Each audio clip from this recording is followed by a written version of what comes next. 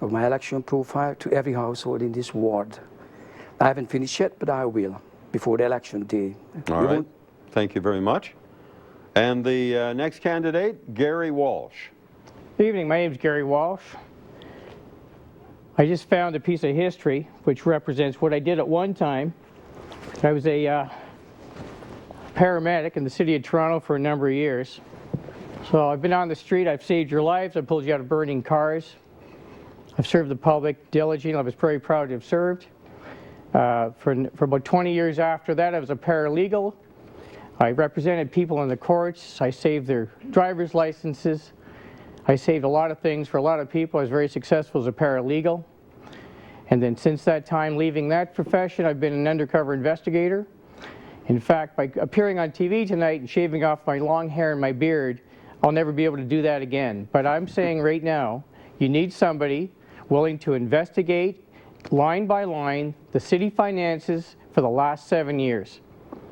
I also run an organization that's self-financed called Probe Toronto, Special Investigations and Citizens Research Group. We're on Yonge Street. Hopefully anybody out there has information. Give us a call. Thank you very much. And our next candidate, Liz West. Hi, I'm Liz Weston. I'm usually sitting over where our host Dale is sitting, so tonight I have the opportunity to tell you more about myself and not ask the questions. Apart from being a journalist, I'm also a mother and a long-standing member of the community.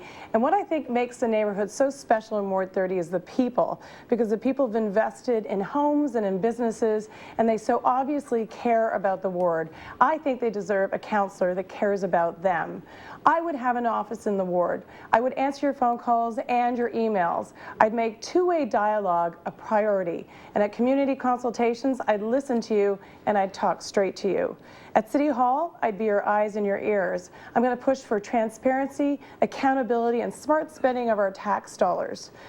I'm going to make sure the city gets cleaned up. After 2 garbage strikes, it's dirty. And I'm going to make sure our transit gets back on track. I'll start by asking why the commission is made up of 9 councillors and no transit experts. Going door to door, I've learned one thing, that some of the smartest people and some of the best ideas are not at City Hall. They're right here in this ward, and I want to work with you on these issues and more. All right. Thank you all very much for your opening thoughts. Here's an email question. Let's start with an email question. It's from Victoria in the ward. And her question is, I'm a local business owner in Ward 30. My question is, how will you protect our small local businesses? Andrew James, how would you do that? Protection, it starts with having a councillor who's actually sensitive to business needs, to the concerns of local businesses. What we've seen businesses think of locating here, and there was a daycare center lately that wanted to locate it in the ward, but on communicating with Paula Fletcher's office, they realized this was not the place for them, so they're now over in High Park. The question is, what would you do?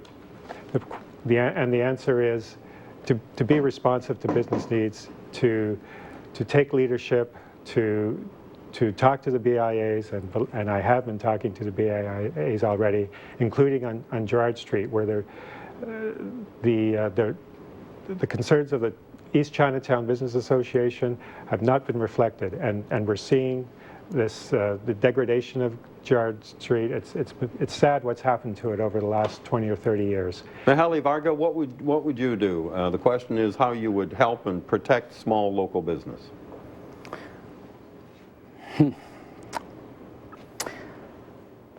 Well, in my nature, I need specifics to address the issue. I need to know what kind of a business, what that person represents. Is it a lap dance bar or a shoe store? I can't help you. That's the question. That's as good as it gets. I understand. So I don't know the business. I don't know the actual specifics.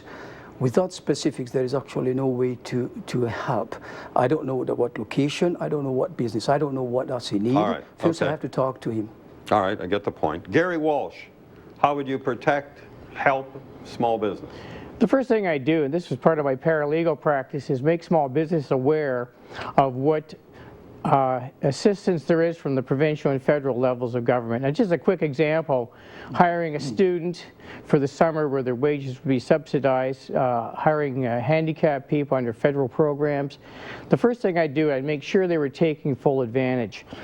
I would intervene as the councillor if somebody was going to close their business because they raised the rent too much. I'd try and talk to the person renting the premises and make it clear to them that it will sit empty for a long time, and maybe make a deal between the merchant and themselves. I would intervene direct there and just have some rent instead of nothing, give the small business a break. All right. Paula Fletcher, how would you help small business? Well, protect? I have been helping small business in our area, and by supporting our business improvement areas, we have about 4 or 5 of them, a lot of small business in Ward 30 on Queen Street, Gerrard Street, and the Danforth. And I think that stopping the big box store in Leslieville was very essential to assisting small business in areas where big box retail has taken over. The small businesses have been decimated, Dale. Liz West?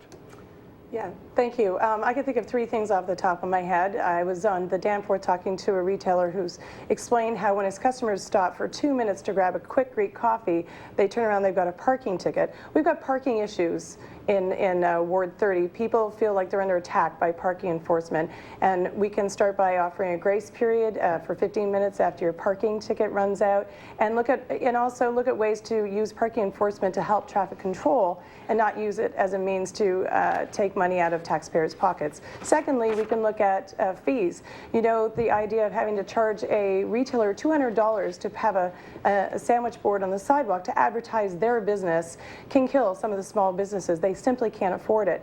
And for second floor retailers that are being told they can't advertise that way, that's simply not fair. The city needs to be a support system for our retailers. If you look at Queen Street in Leslieville and Riverside, you'll see how that area has transformed itself, not because of what the city's done, but because of the risks that people have taken by bringing their businesses in. All right. And they've transformed the area, and we need to support that kind of change. Thank you.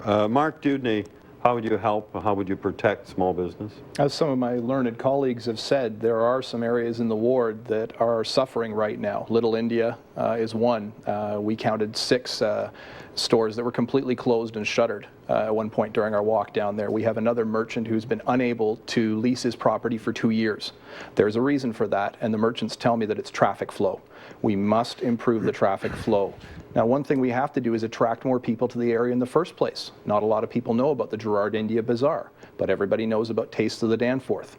We suggested to some of the merchants on there who are not part of the BIA, half of them refuse to be part of the BIA. I won't go into that right now. But what we suggested was a partnership with Taste of the Danforth and Queen Street, a Ward 30 10% card off. They loved the idea. It would bring people down. It's a very specific, directed, targeted idea.